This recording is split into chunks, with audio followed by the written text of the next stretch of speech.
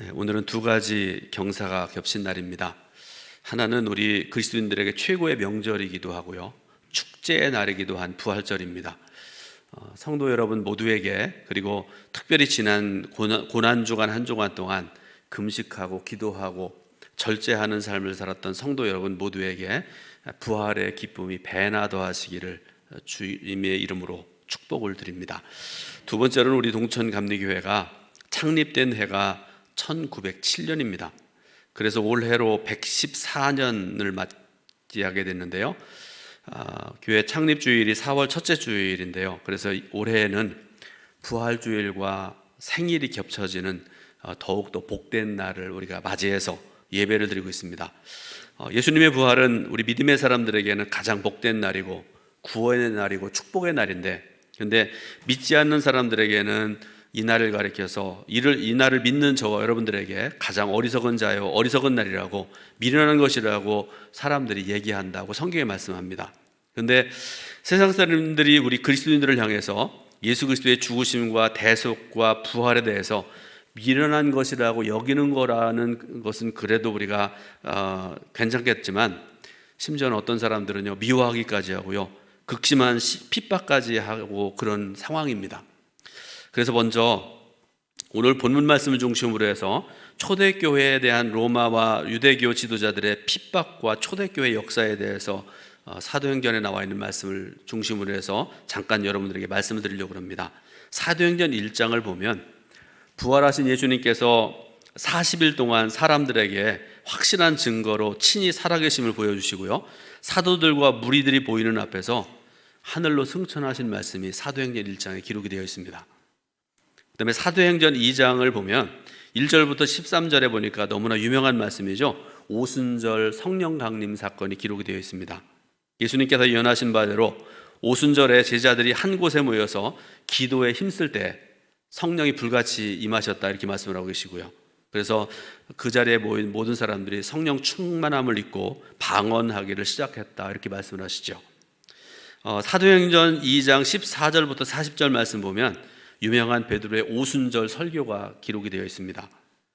여러분, 베드로는요, 본래 학식이 없는 사람이었고요, 나서기 좋아하는 사람이었고요, 혈기왕성한 사람이었습니다. 그리고 결과적으로 예수님을 모른다고 3번씩이나 부인하고 갈릴리로 돌아갔던 사람입니다. 그러니까 예수 믿기 이전에 그런 모습으로 돌아갔다는 그런 의미 아니겠습니까?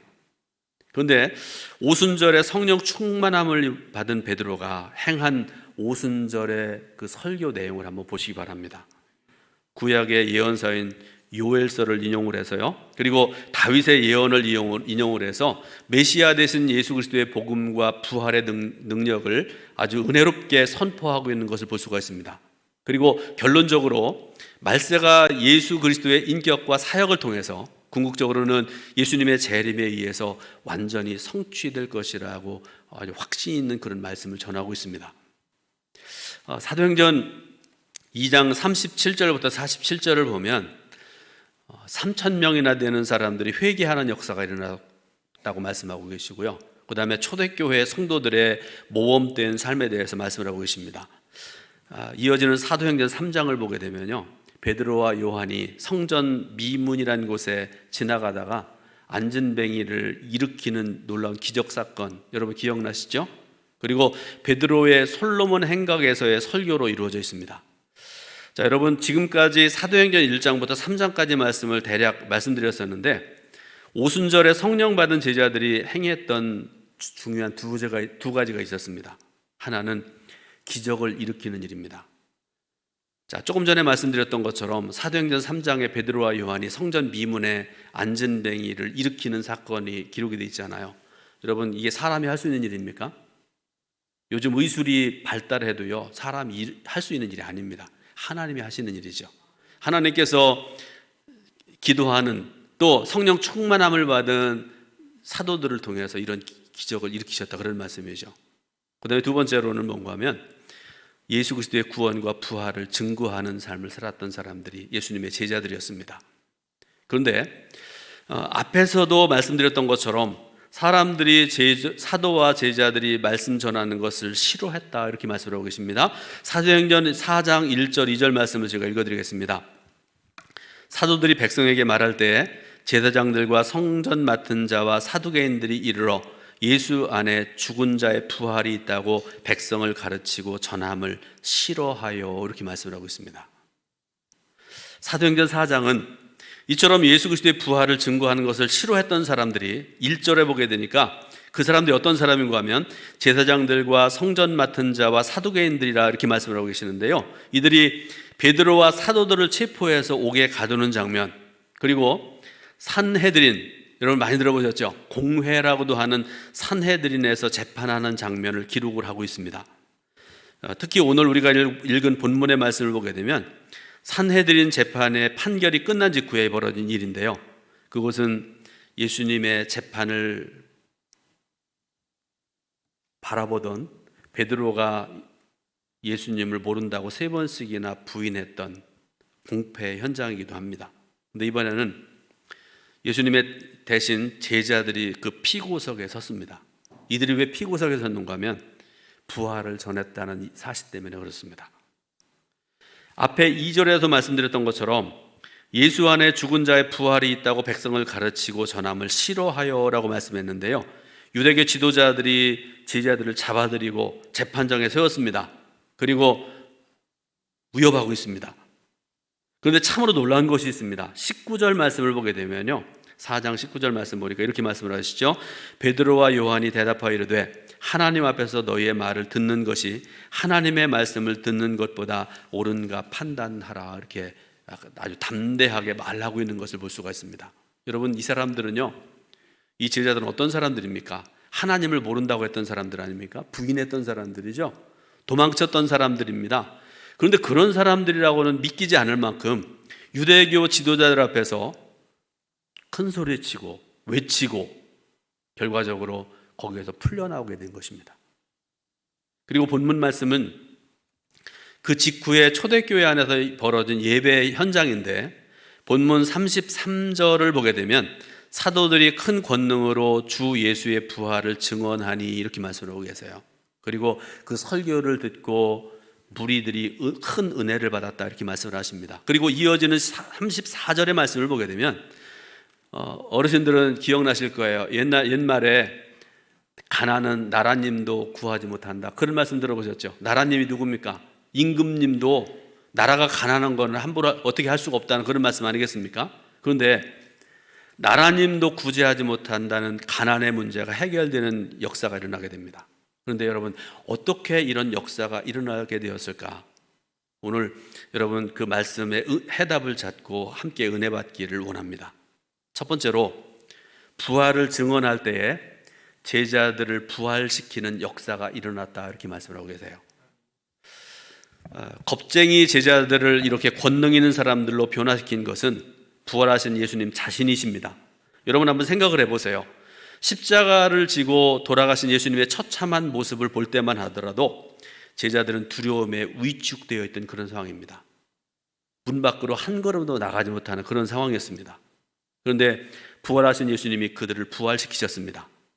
제자들을 찾아가셔서 겁쟁이인 그들을 권능이 있는 사도로 우뚝 세우신 것입니다. 그래서 숨어있던 자리에서 일어나게 하시고요, 예수님의 부활을 권능 있게 전하는 자로 변화시키신 것입니다. 오늘 본문을 포함해서 사도행전 4장에서의 사도들의 모습을 한번 보시기 바랍니다. 유대교 지도자들을 포함한 사람들 앞에 우뚝 서서 부활하신 예수님을 믿어라, 회개하라고 목소리 높여 선포하고 있습니다. 굉장한 변화 아닙니까? 저는 부활하신 예수님을 믿습니다. 저와 여러분들의 구원자시고 메시아이신 예수님의 능력을 믿는 사람입니다. 여러분도 그런 믿음이 있으시길 바랍니다. 제가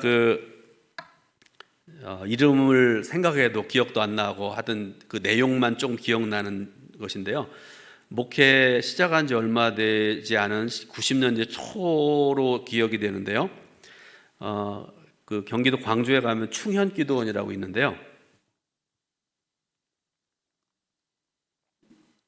그 기도원에 갔다가 만났던 어느 목사님인데 나이가 저하고 비슷한 연배 그런 목사님을 만났는데 그분이 아마 경기도의 어느 서쪽의 어느 섬에서 목회하고 있던 목사님으로 기억이 나는데 이제 오래 지나니까 이제 이름을 잊어버리고 다 잊어버렸습니다. 내용만 조금 기억나는데 이분이 하는 얘기가 뭐라고 얘기해 놓은가 하면 자기는 스스로 말하기에 새색시 같은 사람이었다. 무슨 말씀이고 남 앞에서 말도 못했대요. 뭔가 말하려고 그러면 얼굴이 빨개지고 말이 딱 막혀지고 아무 말도 하지 못하는 그런 사람이었답니다. 근데 그런 사람이 신학교를 들어가게 되고 이제 목회를 해야 되는데 목회를 하려면 가장 중요한 게 하나님 말씀 대언하는 일 아닙니까? 그죠? 설교하는 일. 근데 이 목사님이 신앙생활하던 교회 목사님은요 설교를 굉장히 길게 하셨다고 그래요. 어떤 1시간 넘게 설교하셨대요. 그러니까 동두천 교회에서 신앙생활하는 여러분들 담임 목사 설교 짧은 것에 감사할 줄 아셔야 됩니다. 어쨌든지 간에 어떤 데 1시간 넘게 설교를 하고 계시는데 그렇게 설교를 막 이렇게 잘하셨대요. 그래서 이 목사님이 이제 신학교 들어가서 목회를 해야 되는데 하나님께 기도를 했답니다. 걱정거리가 돼서요. 하나님 저기 설교해야 되는데 우리 담임 목사님 이렇게 설교를 이렇게 하시는데 저 어떻게 해야 됩니까? 간절히 하나님께 기도를 했는데요. 하나님께서 은혜를 베푸시고요. 스스로도 놀랄 정도로 설교를 할 수 있고 목회를 하고 있노라. 그렇게 그분이 그런 얘기를 했습니다. 여러분 목회자든 성도든 은혜 받으면 됩니다. 은혜 받는다는 말은 다른 표현으로 하면 부활하신 예수님을 만난다는 거 아니겠습니까? 자, 다시 본문으로 돌아가서 예수님의 부활을 권능 있게 전하고 예수님을 믿고 회개하라고 전하는 제자들 앞에 놀라운 사건이 벌어지게 되는데 예를 들어 이런 내용입니다. 사도행전 16장을 보게 되면 바울과 실라가 빌립보라는 곳에 가서 복음을 전하고요. 거기서 누구를 만나는가 하면 여자 하나를 만나는데 옷감 장사, 자색 옷감 장사 루디아를 만나고 그의 가정을 구원하고 그녀의 집에 교회를 세우는 놀라운 역사를 일으키죠. 그런데 어느 날 바울과 실라가 기도하는 곳에 가다가 한 여자를 또 만나게 되는데요. 여종입니다. 그 여종은 귀신 들린 여종이었다고 말씀을 하세요. 점을 치는 사람이고요. 그래서 점을 치는데 옛날에 지금도 어른들 그런 말 하죠. 용하다. 무슨 뜻이에요? 맞춘다는 얘기 아니겠습니까? A라는 사람이 와서 이거 얘기하면 이렇게 얘기하면 그대로 맞고 B라는 사람이 와서 또 저런 얘기하면 그대로 맞고 그래서 주인에게 큰 유익을 주는 경제적인 이득을 주는 그런 여종을 만나게 되는데요. 그런데 여러분 하나님의 영은 그런 거 내버려 두지 않으시잖아요. 바울과 실라가 그 여종을 만나게 되고 그 여종에게서 귀신을 내쫓아내게 됐습니다. 감사한 일이죠. 그런데 여러분 주인의 입장에서 한번 생각을 해보세요. 바울과 실라가 큰 손해를 끼쳤잖아요. 그를 고소해서 옥에 가두게 되었습니다. 여러분 주의 일을 하다가 감옥에 갇혀 있는데 어떤 사람들은 그것 때문에 불평하기도 하지만요, 바울과 실라는 그러지 않습니다. 한밤중에도 찬송과 기도를 쉬지 않습니다. 그때 하나님께서 놀라운 역사를 일으키시는데요, 지진이 일어나고 옥문들이 열리고 그래서 죄수들이 도망한 줄로 알고 간수가 칼을 빼가지고 자결하려는 그런 역사들을 보이잖아요. 그때 바울이 했던 말이 내 몸을 상하지 말라 우리가 다 여기 있노라 외치는데요, 간수가 그 말을 듣고 깜짝 놀라서 30절을 보게 되니까 이렇게 얘기를 합니다. 선생들이여 내가 어떻게 하여야 구원을 받으리까? 그렇게 핍박하고 미워했던 사도들 앞에서 무릎을 꿇고 도움을 청할 만큼 권능의 사람들로 변화되었다는 그런 말씀이죠. 부활하신 예수님의 제자들을 찾아가셔서 침체된 그들을 부활시켰기 때문에 그런 일들이 가능했었습니다. 오늘 저 여러분들에게도 그런 역사가 있어지길 바랍니다. 두 번째로 부활을 증언하니 이렇게 말씀하고 계세요. 33절은 이렇게 말씀을 하시죠. 사도들이 큰 권능으로 주 예수님의 부활을 증언하니 무리가 큰 은혜를 받았다 이렇게 말씀을 하세요. 사도들이 전한 부활의 증언이 도대체 어떤 내용이었기 때문에 성도들이 그렇게 큰 은혜를 받았을까? 그리고 우리가 부활절에 외쳐야 될 부활의 메시지는 어떤 말씀이어야 될까? 부활은 죽음 이후에 경험할 육체의 부활과 부활하신 주님과의 영적인 연합을 의미합니다. 그리고 부활하신 예수님이 사탄의 권세를 꺾으셔서 우리를 아들의 나라로 옮기시고 이 세상과 산자와 죽은 자의 주로 다스리시고 재림하셔서 하나님 나라를 완성하신다는 기쁜 소식입니다. 예수님이 죽음을 이기신 부활의 첫 열매가 되신 것처럼 우리도 반드시 육체의 부활을 하게 될 것이라고 성경은 말씀을 하고 계십니다. 성경이 분명히 말씀을 하고 계십니다. 죽으면 끝이 나는 세상 사람들, 그죠? 무슨 부활이 있냐, 무슨 생명이 있느냐 그렇게 얘기하죠. 천국이 어디 있냐고 얘기하죠.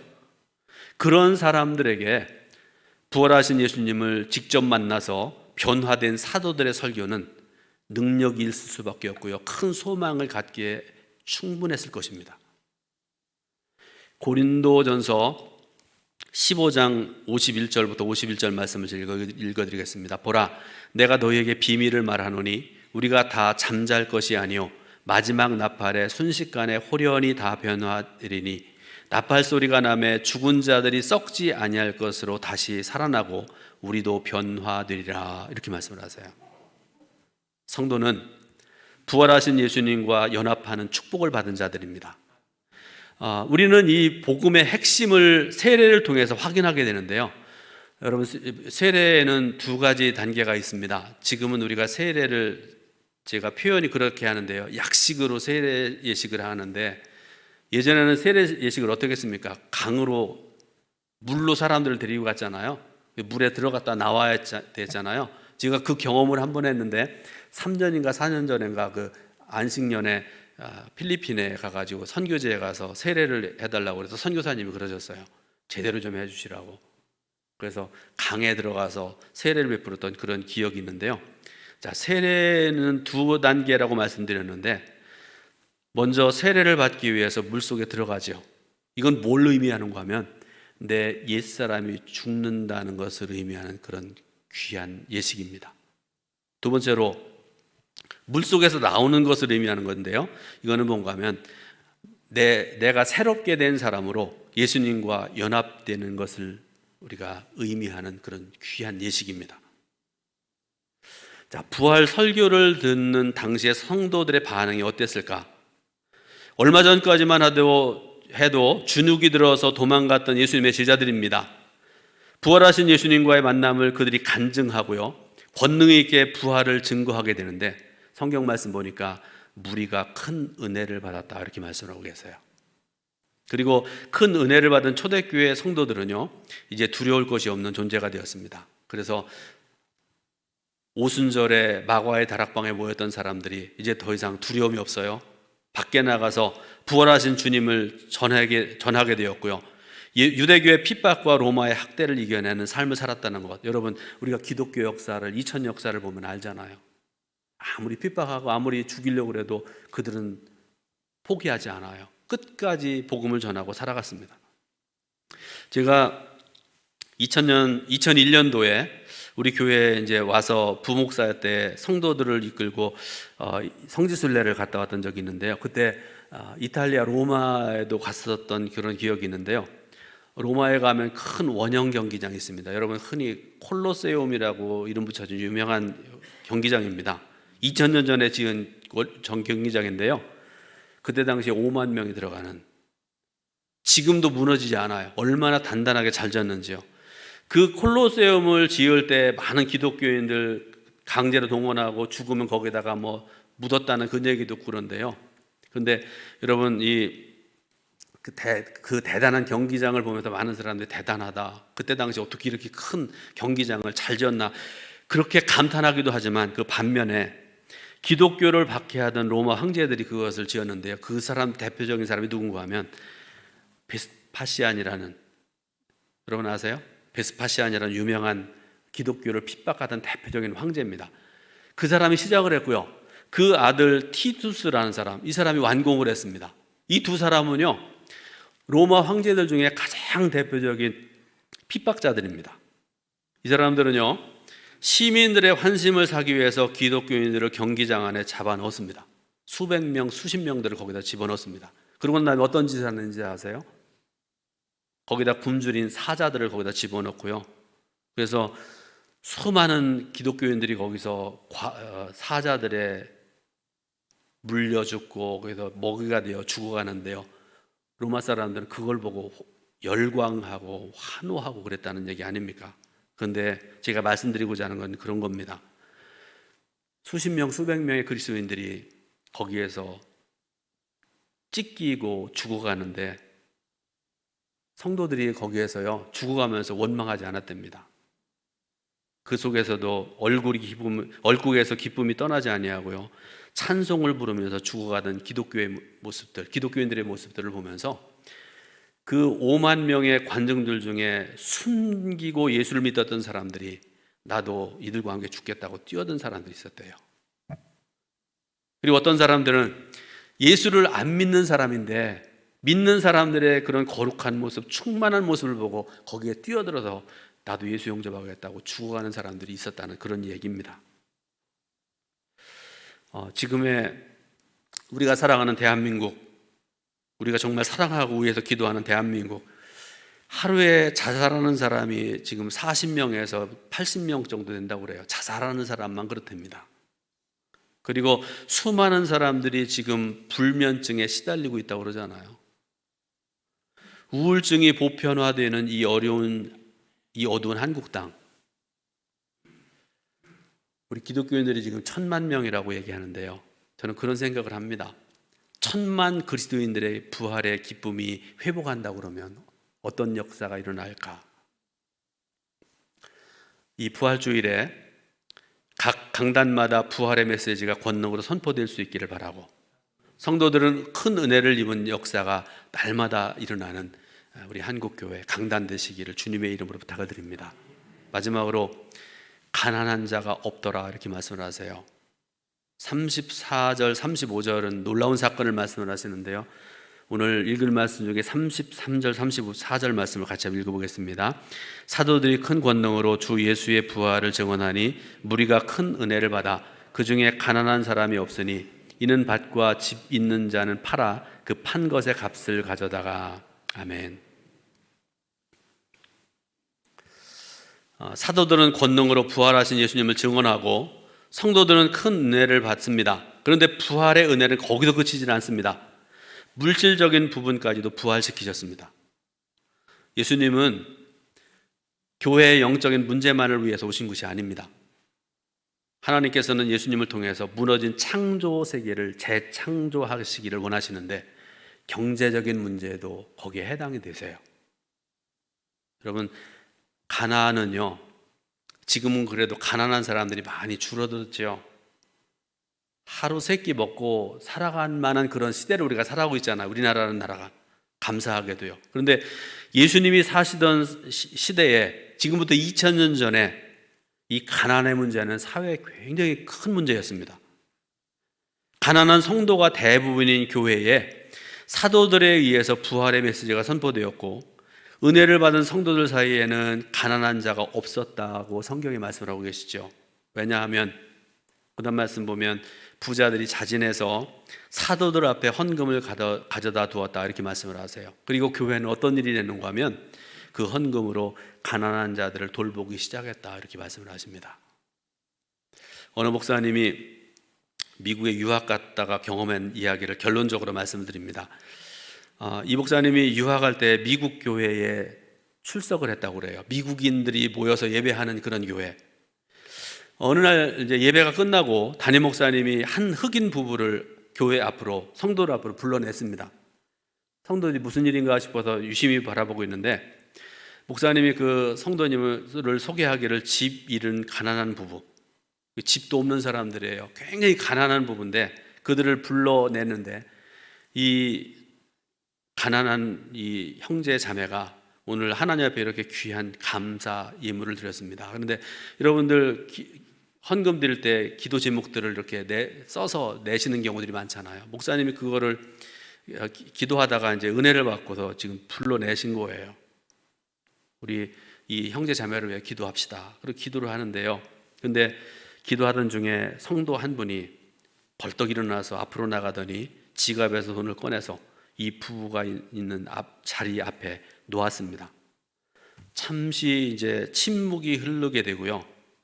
성도들이 줄을 이어서 그 부부 앞에 사랑의 헌금을 내기 시작했는데요. 흑인 부부는 눈물을 흘리며 고마합니다. 결과적으로 부부는 성도들이 드리는 헌금으로 집을 마련할 수가 있었다는 그런 얘기입니다. 오늘 2021년 부활주일입니다. 저는 이런 놀라운 역사들이 우리 동천교회에 그리고 모든 교회들마다 일어날 수 있기를 바랍니다. 목회자들은 큰 권능으로 부활의 메시지를 전하고 성도들 은혜를 받고, 그래서 주위 사람들을 좀 돌아볼 수 있는, 가난한 사람, 못 먹는 사람, 못 입는 사람 없는지 돌아볼 수 있기를 바라고, 그래서 부활의 역사가 교회마다 성도들의 삶마다 일어나는 그런 역사가 있어지기를 주님의 이름으로 축원드립니다. 기도드리겠습니다. 하나님 감사드립니다. 부활주일 아침에 예배드리게 하시고 영광 돌리게 하시니 감사드립니다. 부활의 축복이, 부활의 기쁨이 우리 동두천교회 성도들뿐만 아니라 동두천 지방과 지역에 있는 모든 교회들에게 임하게 하시기 원하고, 또 가난하고 불쌍한 이웃들에게도 부활의 축복이 넘쳐나는 복된 부활절 되게 인도하여 주옵소서. 예수 그리스도의 이름으로 기도드립니다. 아멘.